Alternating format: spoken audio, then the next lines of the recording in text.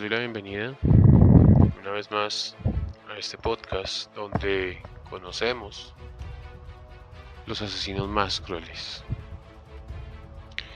El día de hoy les traigo la historia de David Berkowitz, conocido como el hijo de Sam. He's doing fine. But he asked me not to talk about him. I understand. That's what I said. Safeguard his privacy and privacy of his family. La voz que escuchan es de nuestro protagonista del día de hoy, David Berkowitz, quien nace el 1 de junio de 1953 bajo el nombre de Richard David Falco. Pero cuando él nace, sus padres se separan y lo dan en adopción.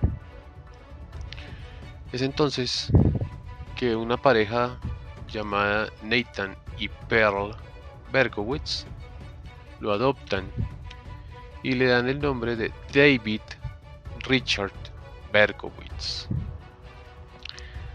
A los 5 años, David se entera que es adoptado y es entonces que su comportamiento cambia por completo.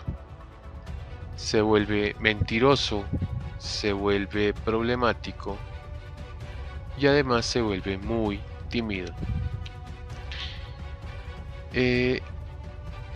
Su timidez se combinaba con depresión, pero esto también lo llevaba a tener comportamientos muy violentos y odiaba a todas las personas a su alrededor. Cuando David se frustraba, se encerraba a oscuras en el armario de su habitación y allí se quedaba por horas, ¿sí?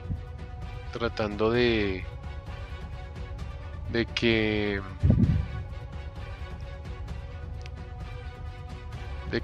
le pasara la rabia que sentía. Era una rabia insana la que sentía David desde que era niño. El problema era que a pesar de que era un niño muy pequeño, que con frecuencia atacaba a otros compañeros de la escuela. Era pequeño, pero era muy fuerte a pesar de tener la edad que tenía.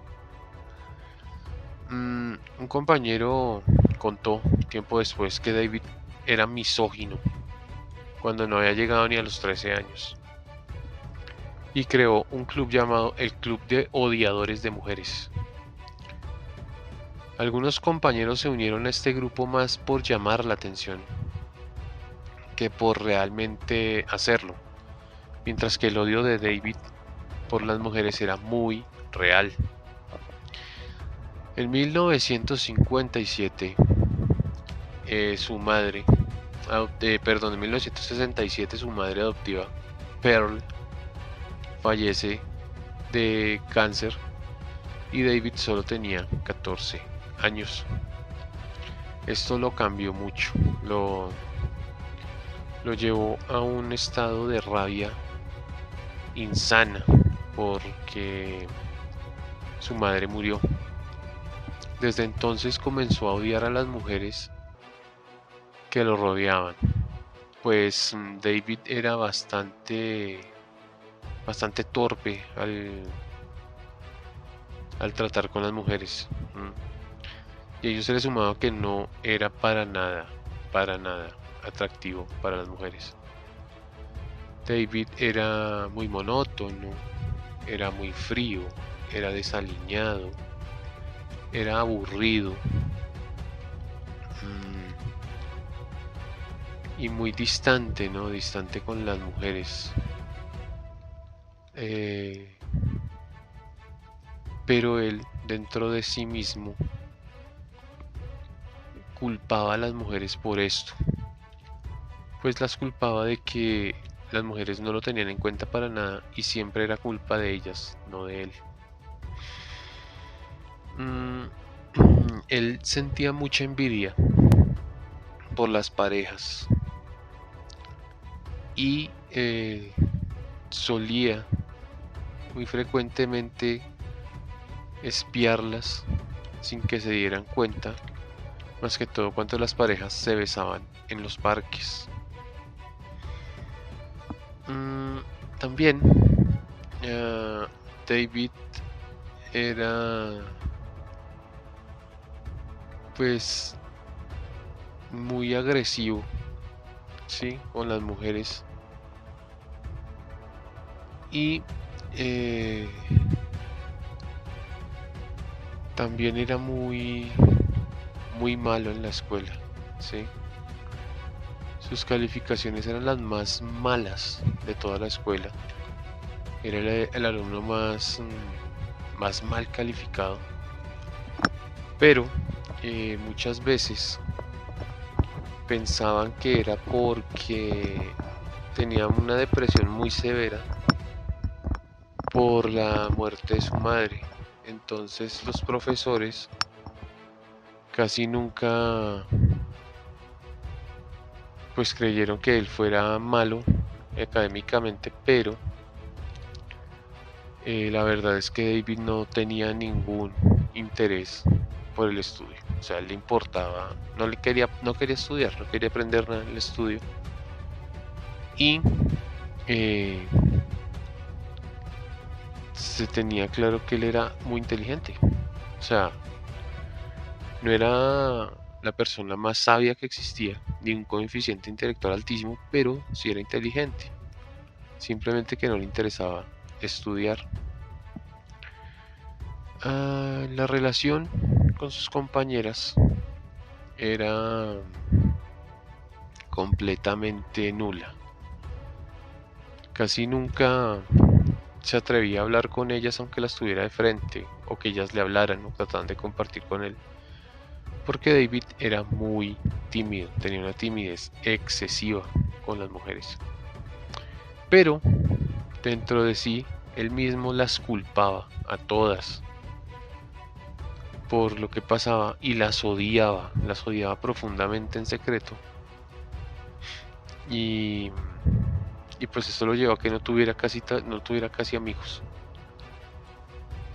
Tampoco se relacionaba mucho con los hombres, es decir, no tenía amigos por ningún lado, ni por hombres ni por mujeres, y menos cuando se puso de moda entre los jóvenes el fumar marihuana, pues él tenía mucho miedo de que su padre tomara alguna represión contra él.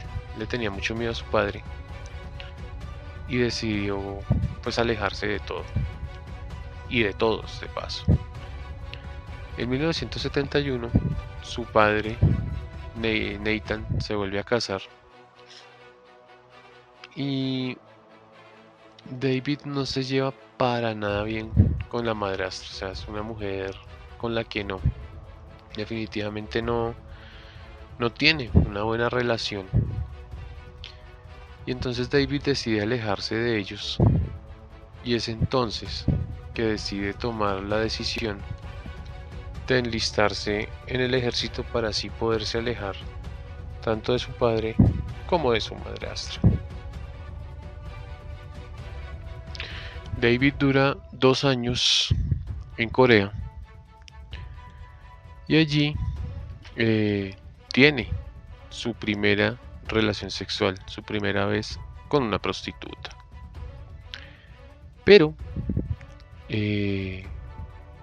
se contagia de una enfermedad venérea y esto no hace más que David siga odiando profundamente a las mujeres. Al regresar a los Estados Unidos, la relación con su padre adoptivo es terrible. O sea, llegan al punto de tratarse muy mal, de total quiebre, al punto de que cuando David se frustraba, tenía ataques incontenibles de ira y esto ocasionaba que él se golpeara fuertemente delante de un espejo. Viendo esto, la situación tan mala en la que está con su padre, es entonces que David decide irse de la casa y a arrendar un piso en el Bronx, ya que él vivía en Brooklyn, entonces le quedaba cerca del Bronx, y decidió irse a vivir solo. Para mantenerse, David pasó entre varios trabajos, hizo varios trabajos, varios oficios, y un día, por la soledad, David decide que quiere buscar a su familia biológica, a sus padres biológicos. Encuentra a su madre y a una hermana. Esto lo hizo mediante buscando en el directorio. Las encuentra y les envía una carta. Ellas deciden aceptar a David y se reencuentran unos pocos días después. De cierta forma, este encuentro hizo que David cambiara un poco. Hizo que David se sintiera más feliz, que se sintiera querido y que por fin tenía la familia que él quería. Pero, a pesar de esto, David seguía teniendo odio irracional hacia las mujeres. Y comenzó a tener fantasías violentas con mujeres. Comenzó a tener fantasías de violencia contra las mujeres. Y de cierta forma David, al parecer, sentía éxtasis con esto, se excitaba con esto.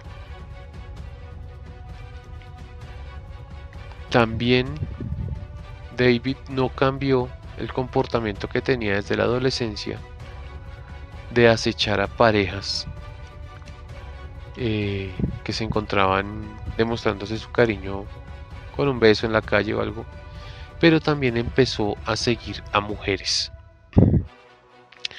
Y en la Nochebuena de 1975 todo cambió. David fue en su auto hasta un barrio alejado de donde él vivía y parqueó su auto cerca a un supermercado. Allí vio una mujer, la cual estaba saliendo sola hacia las 7 de la noche, y se lanzó a atacarla con un cuchillo que le clavó en la espalda, y luego de hacer esto salió corriendo, huyó del lugar. No conforme con esto, se dirigió a otra calle donde una joven de 15 años llamada Michelle Foreman también fue atacada por David, y esta vez David le clavó el cuchillo, o bueno, le rayó con el cuchillo la cabeza. Intentó también apuñalarla en un pulmón y en el pecho, pero y nuevamente huyó del lugar. La joven Foreman logra de alguna manera levantarse y pide ayuda. Llaman a la policía y ellos la llevan a una clínica donde afortunadamente solo fueron lesiones superficiales. No les causó ningún daño permanente a ninguna de las dos víctimas. Y este fue el comienzo de la sed de sangre y sadismo que tenía David Berkowitz.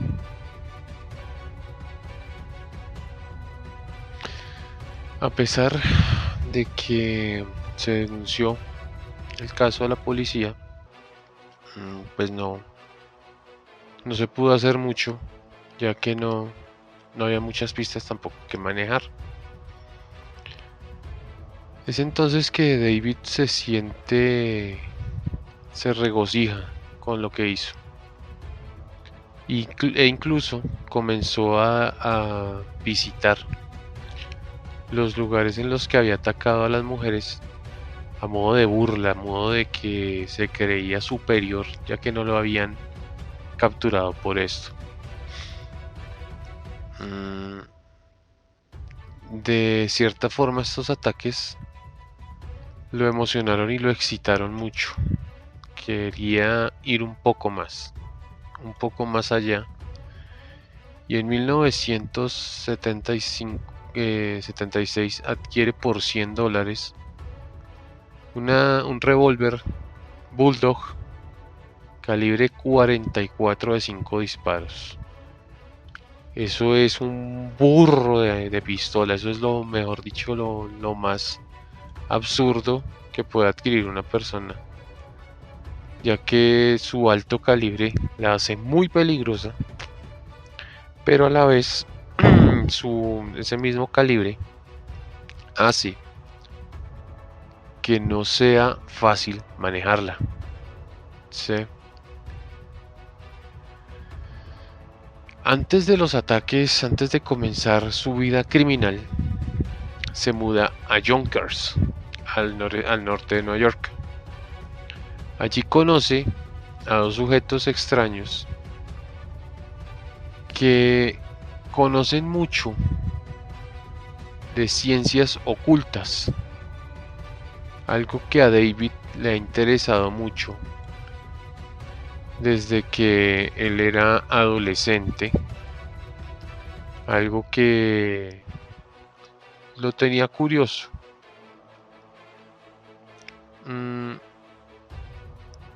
Pues lo que sucede es que sus padres adoptivos eran judíos y él era muy religioso cuando estaba con ellos. Pero cuando su madre muere, David de cierta forma se vuelve rebelde contra la religión y deja de interesarse en ello. Y es entonces que, al conocer a estos tipos y sus ciencias ocultas, se interesa en ello. Y estos dos lo llevan a unas reuniones que ellos tenían con una secta satánica que se llamaba los 22 discípulos del infierno. Por primera vez en su vida, David se sentía aceptado por alguien y tenía amigos. Pero al mismo tiempo, al estar en esta secta, también David comenzó a alejarse de su madre y de su hermana, de su familia. David comenzó a escribir mensajes satánicos en las paredes de su apartamento. También David en esa época también tenía un trabajo muy estable y muy bien pago. Él era cartero y era muy bien pago y era muy estable, estaba bien, pero de alguna manera aún se sentía muy frustrado con todo lo que lo rodeaba. En 1976 deja casi por completo su relación con su madre y con su hermana. O sea, casi que ya las deja de visitar por completo, no le interesa nada de esto de su familia. También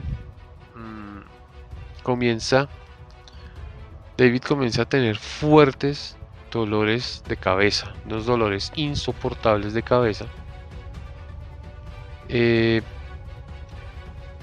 Y su hermana le dice que debería ir al médico, ya que esto a ella le preocupaba mucho. Pero David no le pone atención y pues no va al médico.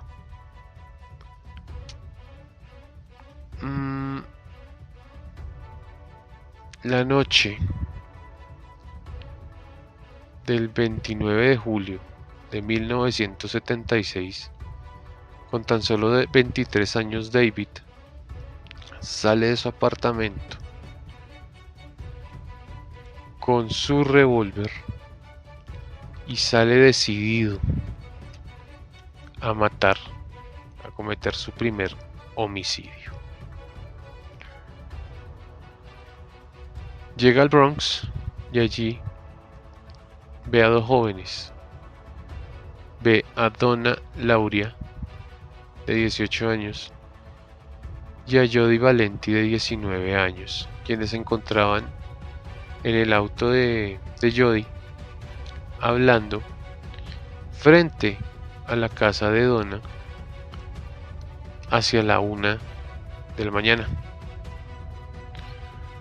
Cuando Donna ya se va a bajar del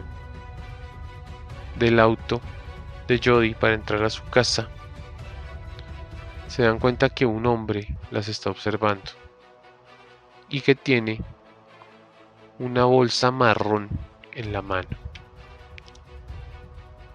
Es entonces que el hombre las ataca con un arma de fuego. Las ataca de manera inesperada y el padre de Donna sale rápidamente a ayudarlas, pero el hombre ya se había escapado.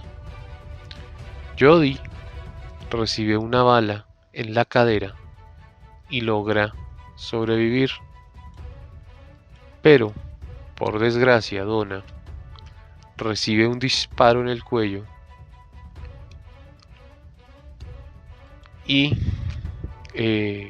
se desangra camino al hospital y muere en los brazos de su padre.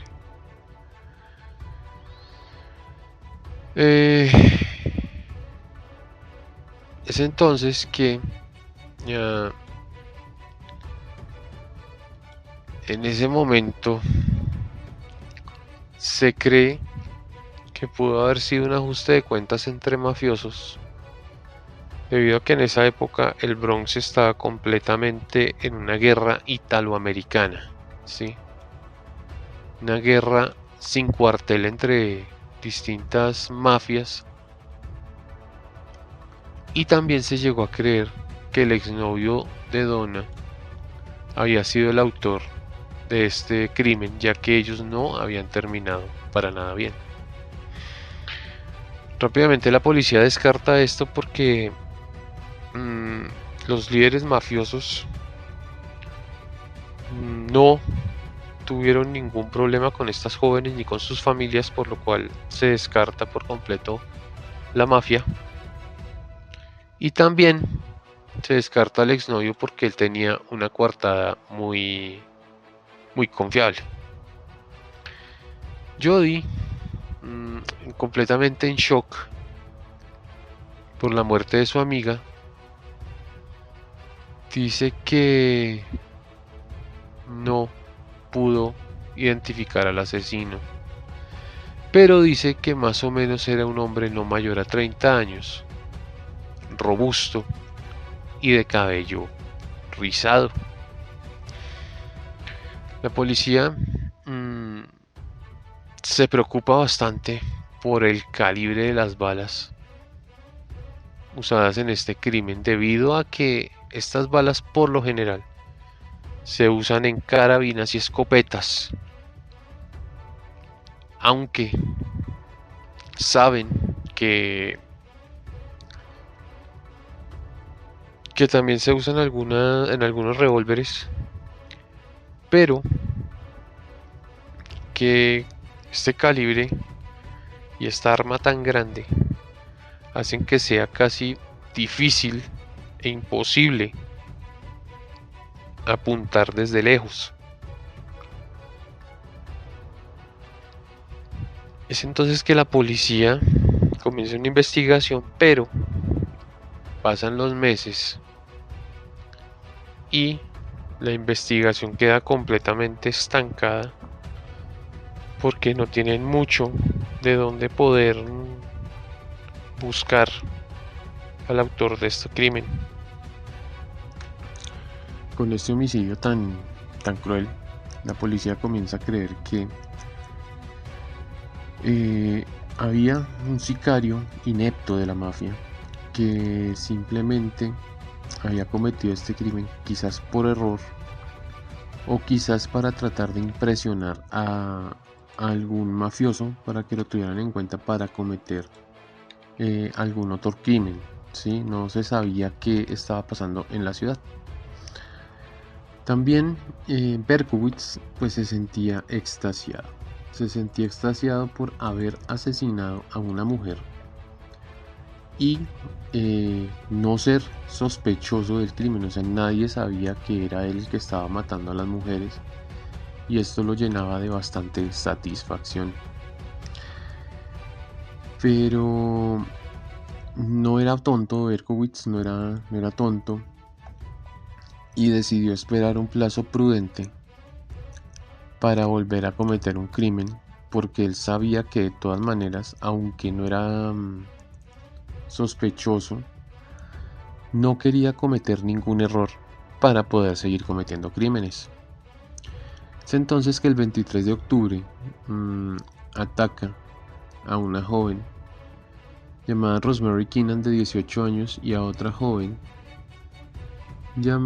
a su novio, llamado Carl Denaro de 20, pero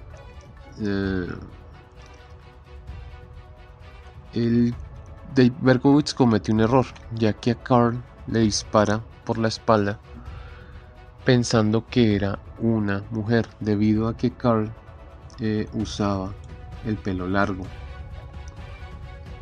Lo que pasó con Carl fue que al dispararle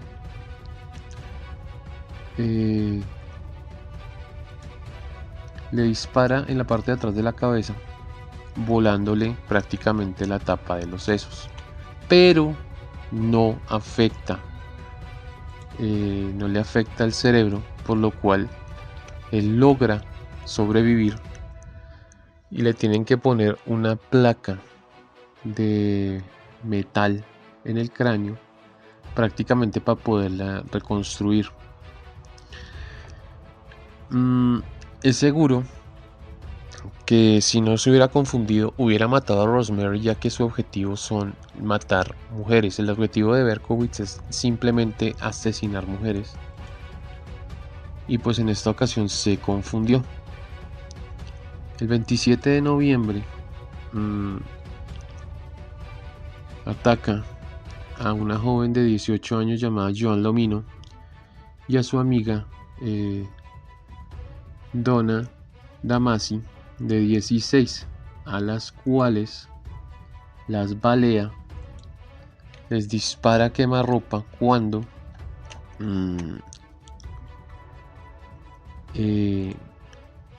pues cuando les preguntaba una dirección, y les disparó sin más ni más.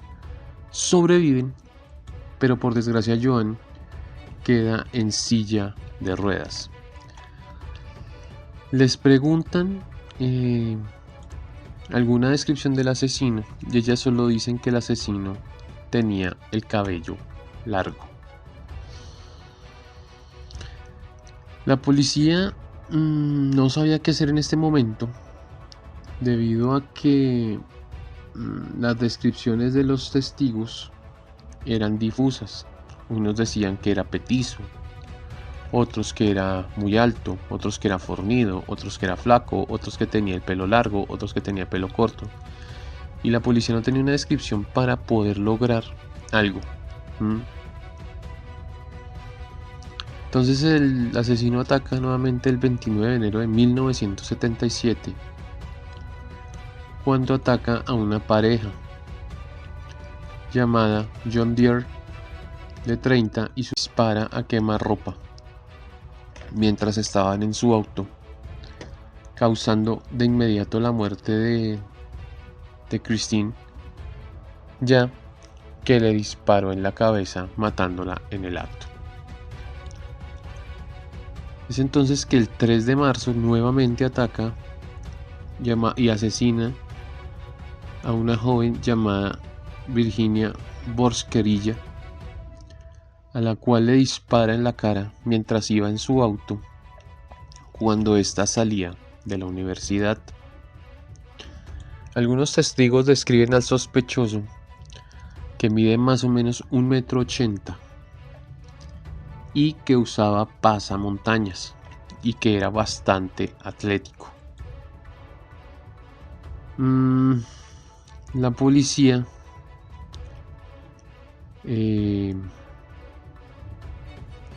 seguía sin saber qué hacer porque no encuentran ningún sospechoso y las descripciones son tan vagas que no saben qué hacer. Y es entonces que la policía queda el código 44.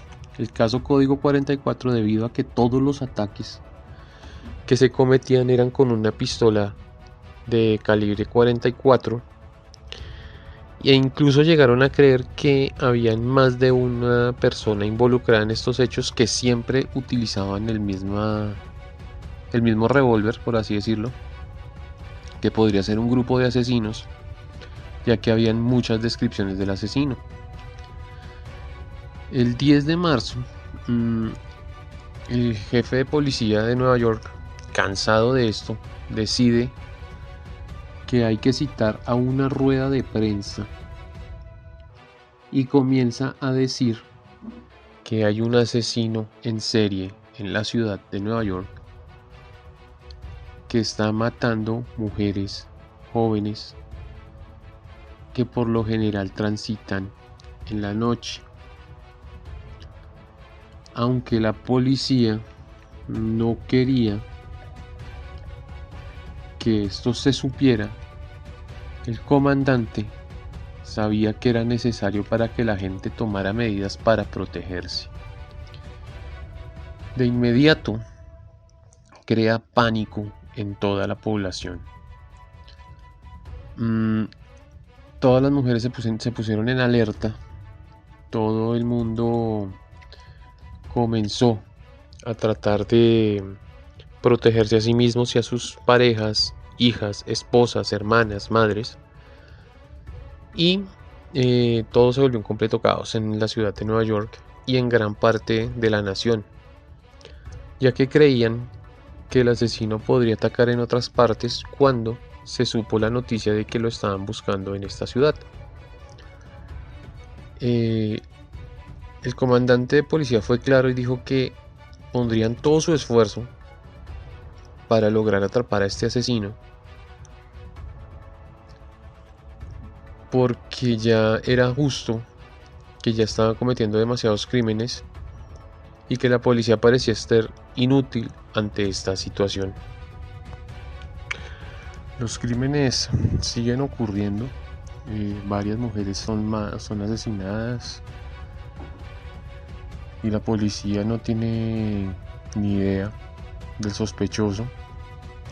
Se tienen varios sospechosos, pero ninguno resulta ser el adecuado. Pero David Berkowitz se creía superior a todos, se creía más inteligente que la policía y comienza a enviarle cartas. Todo el mundo en la policía lo llamaba el asesino del calibre 44, pero Berkowitz comenzó a autonombrarse el hijo de Sam. Comenzaba a enviarle cartas y cartas a la policía diciendo cómo iban a ser sus homicidios, cómo era que él era superior y nadie lo podía atrapar. Y resulta que el 31 de julio de 1977 es atacada una joven llamada Stacy Moskowitz junto con su novio, un hombre de 20 años llamado Richard Valenti, el cual son atacados mientras se encontraban en el auto de Stacy. Los testigos dicen que era un hombre alto, de contextura delgada y rubio, Stacy muere en el hospital, mientras que su novio Valenti queda ciego, debido a que Berkowitz le disparó cerca de los ojos. Varios testigos vieron a un hombre rubio subirse a un Volkswagen amarillo y dejar la escena del crimen. La policía ya había tenido reportes de este Volkswagen amarillo en otros crímenes, pero dijeron que el cabello largo que el sospechoso tenía parecía ser una peluca. Pero también se ve a una mujer testigo del caso, que ve a Berkowitz, lo vio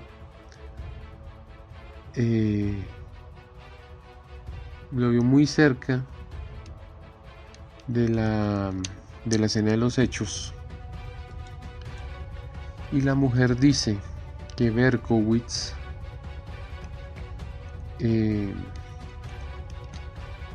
actuó de manera muy violenta porque le habían puesto una multa, pero él tenía un Ford Galaxy blanco.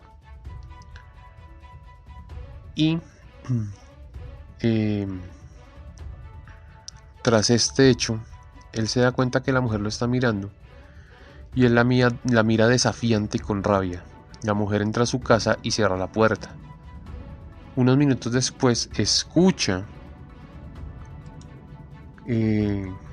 los disparos y ve a Berkowitz abandonar corriendo la escena, subirse a su auto e irse de allí. De inmediato la policía de Queens se pone a investigar las multas colocadas en esta zona de Nueva York, y el único Ford Galaxy blanco pertenecía a una persona llamada David Berkowitz, con lo cual la policía de Queens decide comunicarse con Yonkers, ya que la dirección que tenía este tal David Berkowitz estaba registrada en Yonkers. Al hacerlo,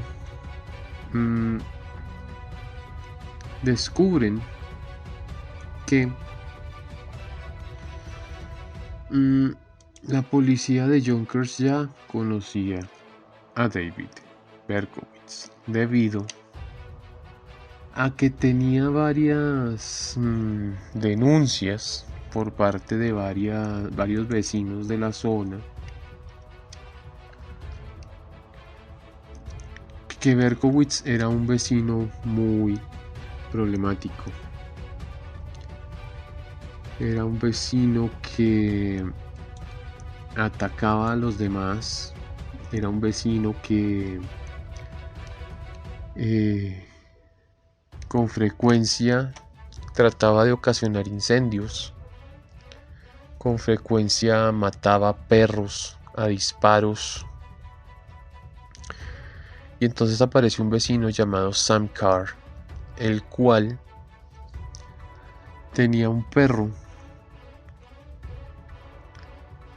que Berkowitz había estado molestando bastantes ocasiones, e incluso le envió cartas amenazadoras a este Sam Carr, diciéndole que su perro no lo dejaba dormir. Y cosa curiosa, un tiempo después el perro aparece muerto con balas calibre 44. Los policías deciden reunir estas cartas de amenazas y compararlas con las cartas del hijo de Sam, y descubren que las letras son similares, y es entonces que Berkowitz se convierte de inmediato en el principal sospechoso de ser el asesino, el hijo de Sam. El 10 de agosto de 1977 se envía a 2 investigadores, 2 detectives, a la casa de David Berkowitz para certificar que sí sea esta persona. Al llegar, ven el automóvil de Berkowitz, que es un Ford Galaxy blanco, y se acercan hacia allá.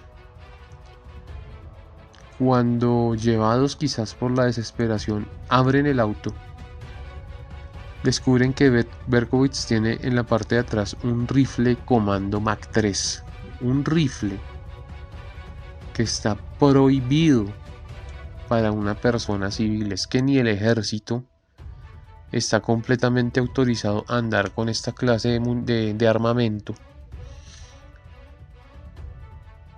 a toda vista ilegal para que una persona del común la tenga.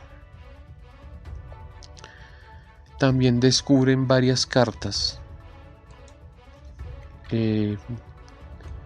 firmadas como el hijo de Sam, que van dirigidas al comisionado de policía de Nueva York. Los detectives esperan a que David Berkowitz salga de su casa, y cuando va a subirse a su auto es encañonado por varios policías y le piden que se identifique. Berkowitz los mira y con burlas les dice: ustedes ya saben a quién están atrapando. Los policías le dicen: ¿a quién estamos atrapando? Y él los mira y con una mirada fría les dice: yo soy el hijo de Sam. Durante el interrogatorio, Berkowitz confiesa ser el asesino de todas las víctimas que habían aparecido a lo largo de ese año, y también confesó que era el autor de todas las cartas que habían enviado a la policía a nombre del hijo de Sam, pero lo dijo que había sido siguiendo las órdenes de un perro satánico, un perro poseído por el diablo, y el perro era el perro de su vecino Sam Carr, el cual le ordenaba telepáticamente que fuera a matar a todas estas mujeres. Le ordenaba que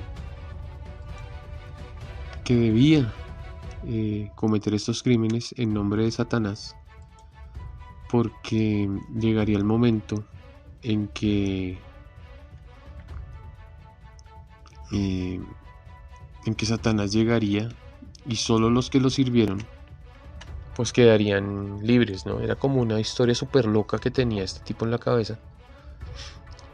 Y también se dice que el nombre de este Sam Carr fue que él se puso el hijo de Sam, aunque Sam Carr dijo que nunca había entablado una conversación con David Berkowitz más que las cartas de amenaza y una que otra discusión que tuvieron por el perro.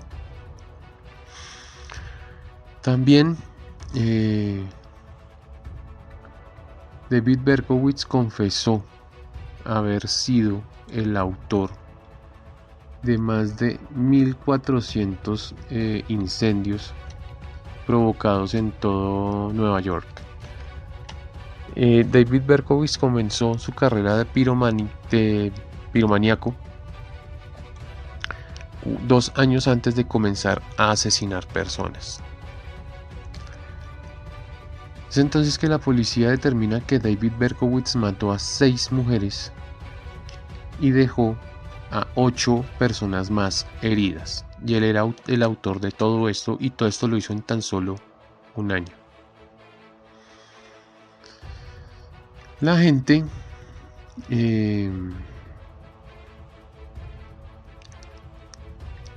quedó completamente en shock, ¿no? En shock al ver al hijo de Sam en los medios de comunicación.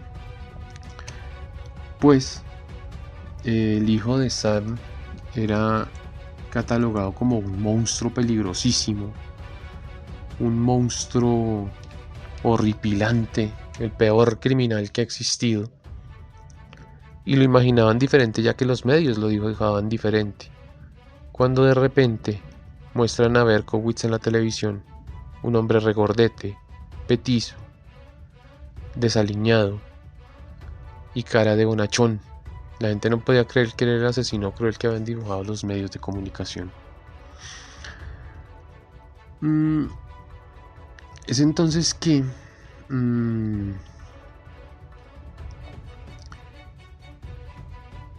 se ve que David Berkowitz se reía durante todo el proceso judicial, cuando le tomaban fotos, cuando las fotos de la policía sale riéndose. También era una persona que se burlaba constantemente de los medios de comunicación y la policía. Entonces era algo que era difícil, ¿no? Era difícil de sobrellevar. Incluso llegaron a creer que se estaba burlando de todas las personas, de todas las víctimas, de toda la policía, ¿no? Cuando allanan el apartamento de Berkowitz, descubren que el tipo vivía en un completo muladar, un completo basurero.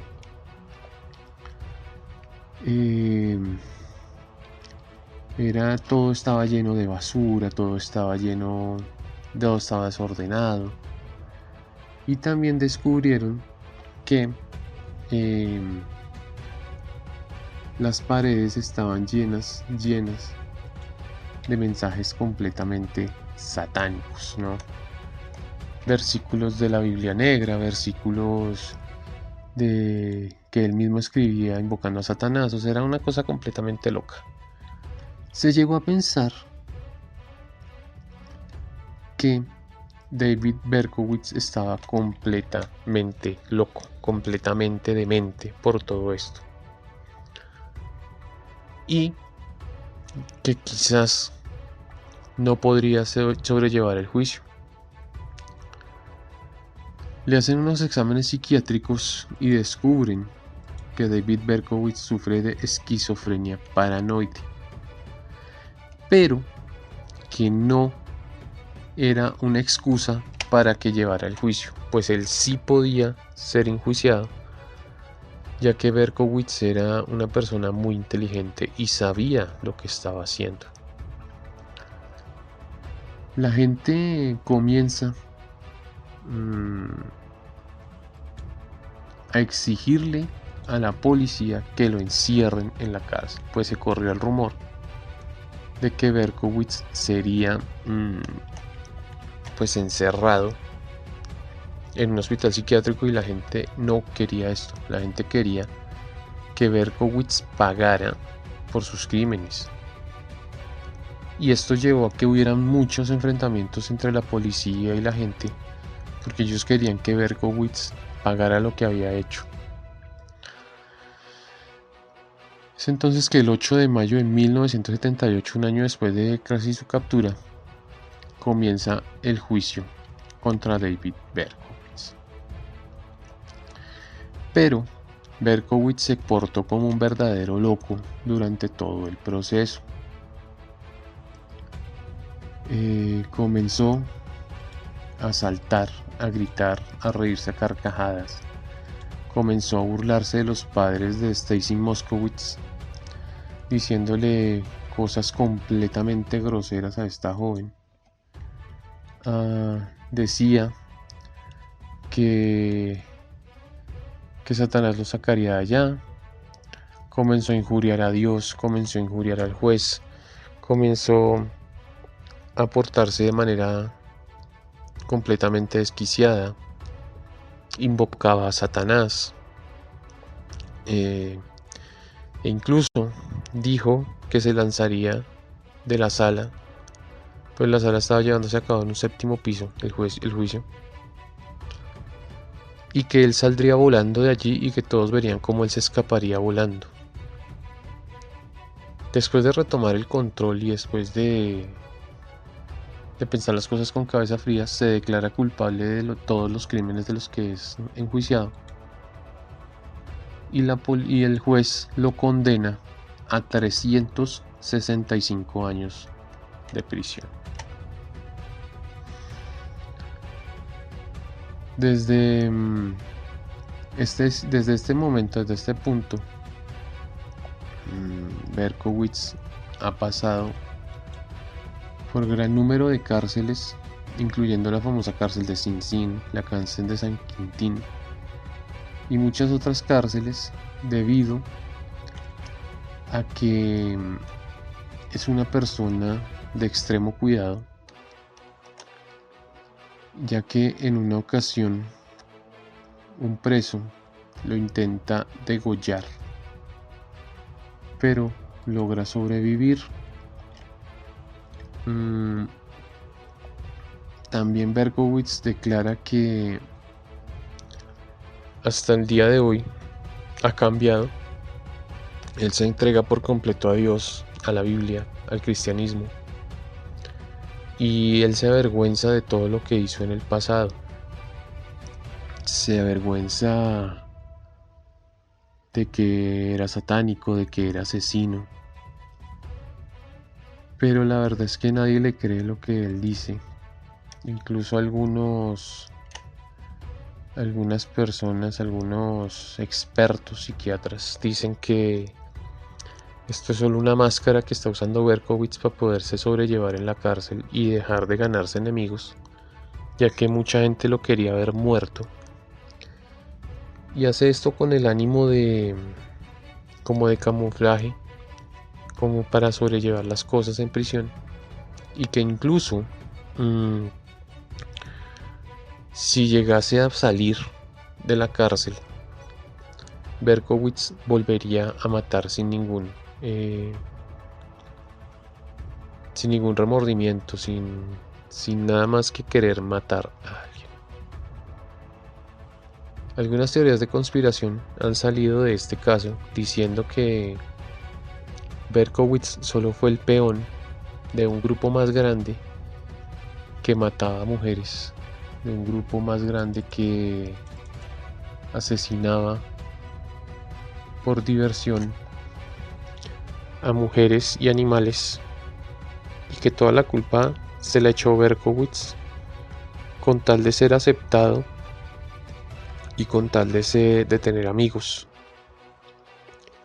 Se culpó a la secta satánica a la que perteneció Berkowitz en algún momento, conocida como los 22 discípulos de Satanás.